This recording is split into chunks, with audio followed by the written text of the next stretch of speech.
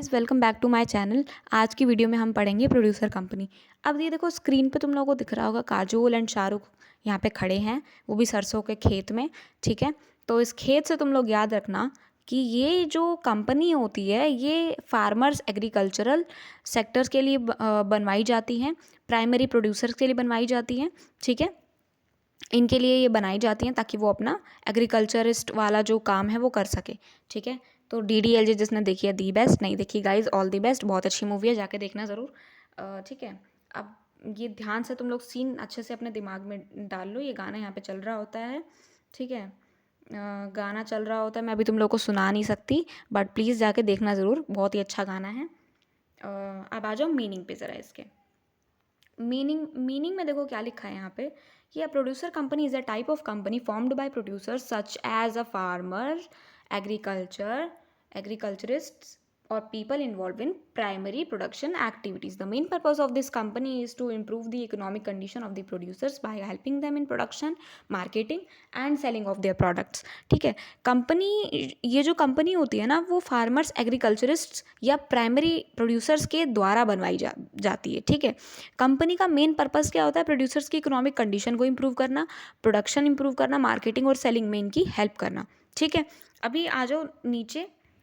यहाँ पे क्या लिखा है कि प्रोड्यूसर जो होते हैं वो कंपनीज एक्ट 2013 जो होती है उसके अंदर प्रोड्यूसर कंपनी का कंसेप्ट इंट्रोड्यूस हुआ था। ठीक है, ताकि को सोसाइटी और जो कंपनी स्ट्रक्चर है उनका बेनिफिट हो। ठीक है, कोऑपरेटिव सोसाइटी क्या होती है तुम्हें पता ही होगा, बहुत सारे लोग होते हैं इसमें।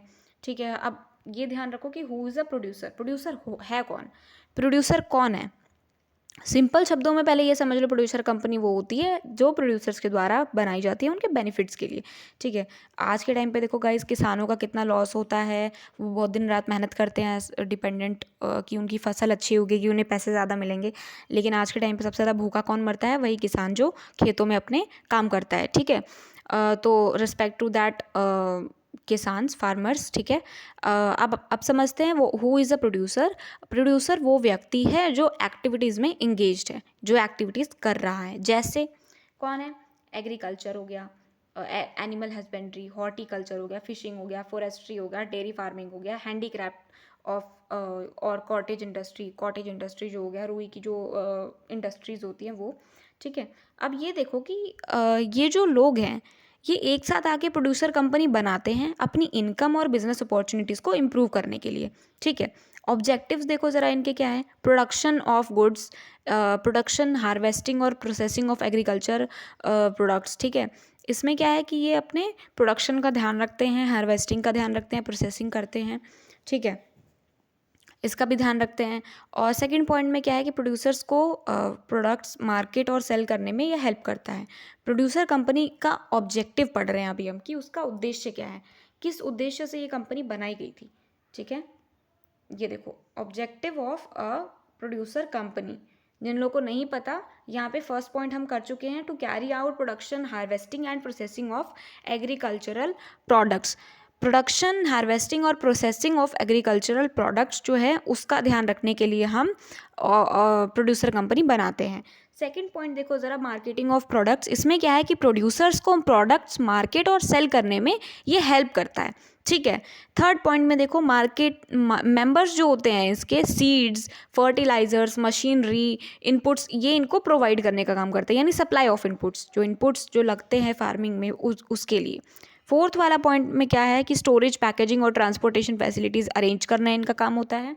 टेक्निकल इनको असिस्टेंट करना इनका काम होता है। ये फोर्थ वाला पॉइंट हम कर चुके। फिफ्थ वाला पॉइंट भी हम कर चुके। टेक्निकल इनको ट्रेनिंग देना, एजुकेशन देना, गाइडेंस देना, ये प्रोवाइड करना इनका काम होता है। ठीक है, अभी इनके फीचर्स देखते हैं ज़रा जल्दी से। मिनिमम मेंबर्स क्या होते हैं इनके? मिनिमम्स होते हैं 10। ठीक है, प्रोड्यूसर या 2 प्रोड्यूसर इंस्टीट्यूशन रिक्वायर्ड होते हैं, 10 इंडिविजुअल प्रोड्यूसर, 2 प्रोड्यूसर इंस्टीट्यूशन। अब देखो सुनो, 2 वाला एग्जाम्पल तुम लोग को याद ही होगा, जिसको याद है दी बेस्ट, नहीं याद है ऑल दी बेस्ट। मैं तुम लोग को फिर से समझा देती हूँ। 2 लोग हैं, 2 मिलके, ये क्या हैं? ये 2 क्या हैं?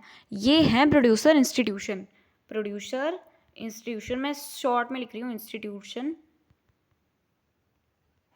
ठीक है गाइस, राइटिंग पे बिल्कुल मत जाना प्लीज़। ये प्रोड्यूसर इंस्टीट्यूशन है, ये क्या है? 2। ये मिलके क्या बनाएंगे? 10 बनाएंगे, ठीक है। पहले वाले में क्या था, प्राइवेट वाले में 2 मिलके क्या बना रहे थे, 200 बना रहे थे। मिनिमम डायरेक्टर वहाँ पे कितने थे, 2 थे। अब जो जर्सी नंबर वाला है पॉइंट, वो तुम लोगों को कमेंट सेक्शन में बताना मुझे।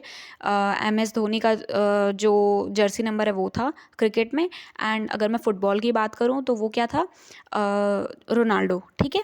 7 जर्सी नंबर रोनाल्डो का था। तो उससे तुम लोगों को याद हो जाएगा पब्लिक कंपनी के बारे में। इसमें क्या है, प्रोड्यूसर कंपनी में मिनिमम 2 प्रोड्यूसर इंस्टीट्यूशंस होने चाहिए और 10 इंडिविजुअल होने चाहिए, ठीक है।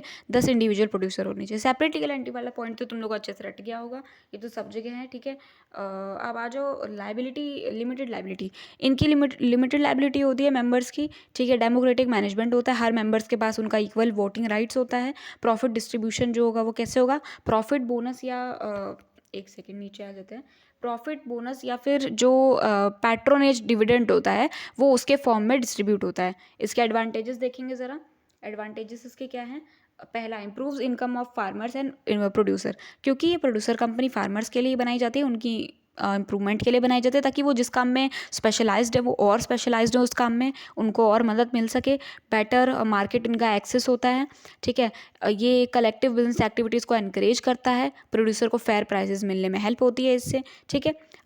अब पढ़ते हैं हम एसोसिएट नॉन फॉर प्रॉफिट। मैंने तुम लोगों को नेक्स्ट पिछली वीडियो में ही बताया था कि सेक्शन 8 के अंडर होता है ये एसोसिएशन नॉट फॉर प्रॉफिट, यानी कि NPO, नॉन प्रॉफिट ऑर्गेनाइजेशन, ठीक है। ये क्या होती है कंपनी, ये एसोसिएशन नॉन फॉर प्रॉफिट वो ऑर्गेनाइजेशन है जो charitable, religious, social, scientific, educational या सिमिलर ऑब्जेक्टिव्स को प्रमोट करने के लिए बनाती है, ठीक है। प्रॉफिट के लिए नहीं होता ये सिर्फ इसको प्रमोट करने के लिए होता है कि इसको charitable, religious, social, scientific, educational या सिमिलर ऑब्जेक्टिव्स, ठीक है, इसको प्रमोट करने के लिए बनाई जाती है। प्रॉफिट के लिए ये कंपनी नहीं होती, नाम में ही लिखा है guys, non for profit organization. Profit के लिए ये ऑर्गेनाइजेशन नहीं होता है, ठीक है। अभी देखो ज़रा, कंपनीज एक्ट 2013 के अंडर सेक्शन 8 के अंडर बनी कंपनी को नॉन फॉर प्रॉफिट ऑर्गेनाइजेशन कहा जाता है, ठीक है। फीचर्स से पहले भी एक पॉइंट है इसमें, क्या है कि ऐसी कंपनीज प्रॉफिट मेंबर्स में डिस्ट्रीब्यूट नहीं कर सकती, इनकम प्रॉफिट ऑब्जेक्टिव के लिए यूज़ होना चाहिए, ठीक है। In simple words, these are companies created to serve society और promote objectives, not to earn money for shareholders, ठीक है। ये कंपनी सोसाइटी सर्व और ऑब्जेक्टिव्स प्रमोट करने के लिए बनी होती है, शेयर होल्डर्स के लिए पैसा अर्न करने के लिए नहीं बनी होती, ठीक है। इसके फीचर्स देखते हैं ज़रा फटाफट से। फर्स्ट क्या है, promotion of objective. Main purpose इनका होता है charitable, social, educational, scientific objectives को प्रमोट करना, प्रॉफिट के लिए नहीं होती। सेकेंडरी पॉइंट में इसमें मेंशन है कि प्रॉफिट डिस्ट्रीब्यूट इसमें नहीं होता, ऑब्जेक्टिव्स में री इन्वेस्ट होता है, ठीक है, जो इनके ऑब्जेक्टिव्स होते हैं, जो इन्होंने बनाए हुए होते हैं। थर्ड, सेपरेट लीगल एंटिटी इनकी भी होती है, लिमिटेड लायबिलिटी इनकी भी होती है, ठीक है। नीचे दिया गया है, हाँ, सेपरेट लीगल एंटिटी इनकी भी होती है, ठीक है। क्या होता है इसमें कि मेंबर्स जो की जो लाइबिलिटी होती है उनकी कंट्रीब्यूशन तक ही लिमिटेड होती है, जितनी उन्होंने कंट्रीब्यूट की है उतनी ही उनको उनकी लाइबिलिटी होगी, ठीक है। सेक्शन 8 के अंडर इनका रजिस्ट्रेशन होता है, इनका और इनकॉर्पोरेशन जो होगा, ROC लाइसेंस इनके लिए रिक्वायर्ड होगा, इनके लिए भी, ठीक है। हर कंपनी चाहे वो नॉन प्रॉफिट ऑर्गेनाइजेशन ही क्यों ना हो, चाहे वो प्रॉफिट के लिए ही क्यों ना बनी हो, रिक्वायरमेंट उसको भी है ROC के पास जाने की, ठीक है, और उसको भी है जो नॉन प्रॉफिट ऑर्गेनाइजेशन से अलग है, ठीक है। मैनेजमेंट क्या होता है इनका, बोर्ड ऑफ डायरेक्टर और या फिर जो ट्रस्टीज़ होते हैं वो मैनेज करते हैं इस कंपनी को, नॉन प्रॉफिट प्रिंसिपल्स फॉलो करते हैं इसके, ठीक है। अब इसके ज़रा देखते हैं एडवांटेजेस। इसके एडवांटेजेस क्या हैं, पहला एडवांटेज है can raise funds and donations legally, ठीक है। लीगल रूप से ये डोनेशंस फंड रेज कर सकते हैं, इनको भी इंजॉय कर सकते हैं, ठीक है। सर्टेन टैक्सेस एग्जम्पशंस जो होते हैं उनको मिलती हैं, ठीक है। Enjoys tax exemptions under certain sections of the income tax act, ठीक है। थर्ड वाले पॉइंट में देखो क्या लिखा है, यहाँ पे लिखा है कि हेल्प्स इन सोशल वेलफेयर। अब देखो गाइज, नॉन फॉर प्रॉफिट है तो सोसाइटी के लिए ही बना होगा, ठीक है। अगर वो प्रॉफिट नहीं कमा रही है तो वो सोशल वेलफेयर के लिए यूज़ हो गई होगी, ठीक है। कम्युनिटी डेवलपमेंट में हेल्प करता है ये। फोर्थ वाले पॉइंट में लीगल एंटिटी के रूप में रिकग्नाइज प्रॉपर्टी ऑन शू या फिर शूट भी कर सकते हैं, बी शूट भी कर सकते हैं, ठीक है। अब इसका एग्जाम्पल देखो ज़रा, एग्जाम्पल के थ्रू हम समझेंगे कि ये क्या है।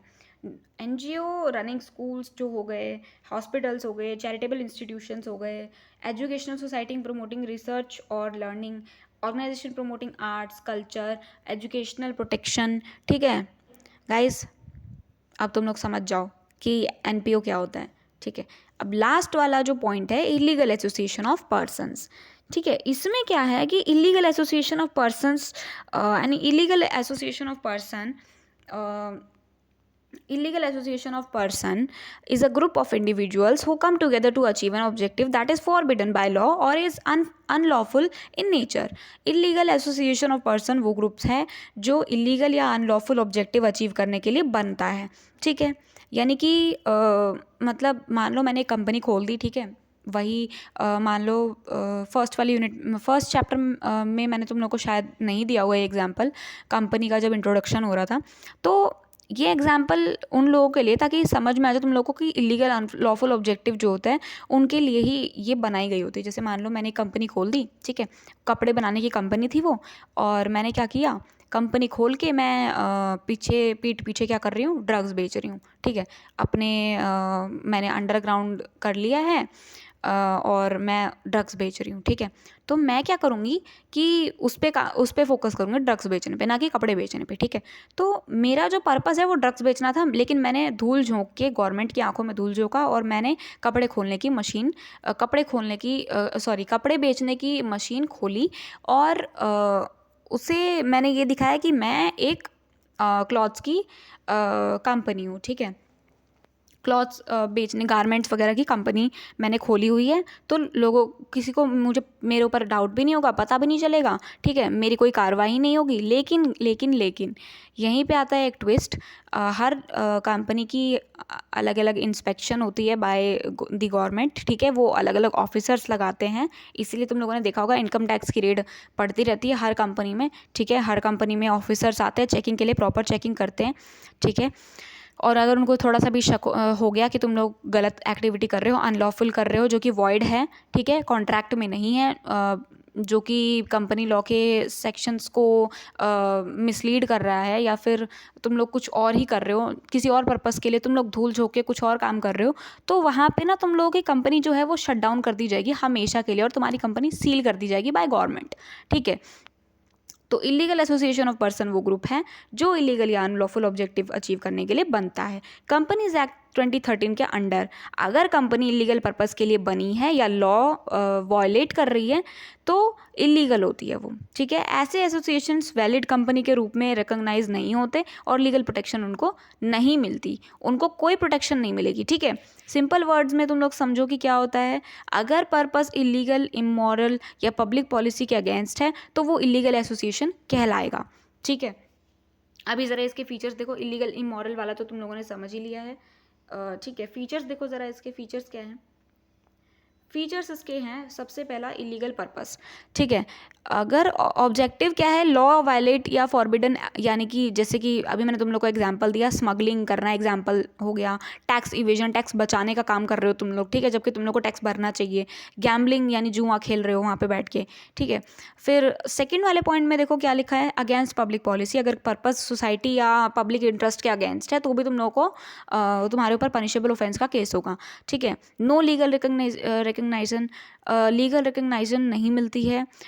Nullity in eyes of law, void या नल माना जाता है फिर उस चीज़ को जो इलीगल है। फिर फिफ्थ वाले पॉइंट में नो लिमिटेड लाइबिलिटी प्रोटेक्शन। इसमें ना तुम लोगों को कुछ मदद नहीं मिलेगी, ना तुम लोग कुछ क्लेम कर सकते हो, पर्सनल लाइबल तुम लोग नहीं होगे लिमिटेड लाइबिलिटी क्लेम करने के, ठीक है। एग्जाम्पल देखो ज़रा, इसी का एग्जांपल है company form to defraud investors. Investor को फ्रॉड करने के लिए कंपनी बनाई गई हो, ठीक है। मान लो मैंने बोल दिया कि मेरे पास इतने रुपए का शेयर है, ये है वो है, ठीक है, और मैं धूल झोंक के उन लोगों को बुला ली और फिर वो लोग खरीद भी लिए, ठीक है, बिना किसी जांच पड़ताल के, और मैं भाग गई उनके सारे पैसे लेके। तो मेरे पे तो केस होगा ही होगा, उन पे भी होगा कि भाई आप लोगों ने पढ़ा क्यों नहीं अच्छे से, ठीक है। अब सेकंड वाले एग्जांपल में देखो, इलीगल गैम्बलिंग या ड्रग्स ट्रेड प्रमोट करना, ठीक है। टैक्सेस इवेड या मनी लॉन्ड्रिंग के लिए कंपनी खोलना। लीगल कॉन्सिक्वेंसेस क्या होंगे, एसोसिएशन वॉइड और अनफोर्सेबल होती हैं। और members can be personally liable for illegal activities, जो मेंबर होंगे ना वो भी लायबल होंगे इलीगल एक्टिविटीज़ के लिए कि भाई आपने इनका साथ क्यों दिया, जब आपको पता था कि ये गलत हो रहा है। तो चोर चोर मुँह भाई वाला काम हो जाता है कि एक को देख के दूसरे के मन में भी लालच आ जाता है कि अरे ये तो प्रॉफिट कमा रहा है तो मुझे भी कमाना है, तो वहाँ पे मेंबर्स भी लायबल होगा। मैंने तुम लोगों को कॉर्पोरेट विल वाले उसमें पढ़ाया था ना कि उस केस में सेपरेट लीगल एंटिटी वाले पॉइंट को इग्नोर करते हैं, कंपनी और मेंबर्स दोनों एक माने जाते हैं, क्योंकि कंपनी के ऑनर ने अगर घपला किया तो मेंबर्स क्या कर रहे थे, फिर उनको कानो कान खबर नहीं हुई कि कंपनी के ऑनर ने क्या किया है। ठीक है, तो मेंबर्स भी उस टाइम पे लायबल होंगे, डायरेक्टर्स भी होंगे, जितने भी वहाँ पे उसके हिस्सेदार होंगे, भागीदार होंगे, वो सब साथी उनके साथ के भागीदार होंगे। ठीक है, अब ये चैप्टर होता है ख़त्म। Tata bye bye good bye.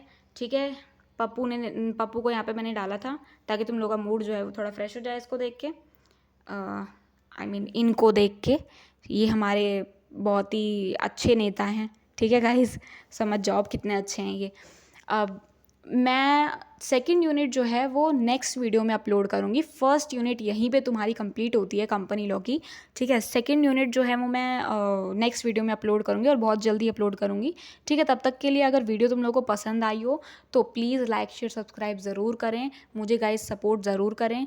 तुम लोगों का प्यार जो है वो मेरे लिए बहुत इंपॉर्टेंट है, तभी मैं वीडियोज़ बनाने के लिए अप्रिशिएट होती हूँ, एनकरेज होती हूँ कि मतलब बहुत सारे लोग चाहते हैं कि मैं वीडियोज़ बनाऊँ, तो मुझे भी अच्छे से अंदर से मोटिवेशन आता है कि ठीक है मुझे वीडियोज़ बनानी चाहिए। मुझे भी पता चले ना कि मैं कितना अच्छा तुम लोगों को गाइड कर रही हूँ, पढ़ा रही हूँ। ठीक है, तब तक के लिए guys bye bye, tata, take care.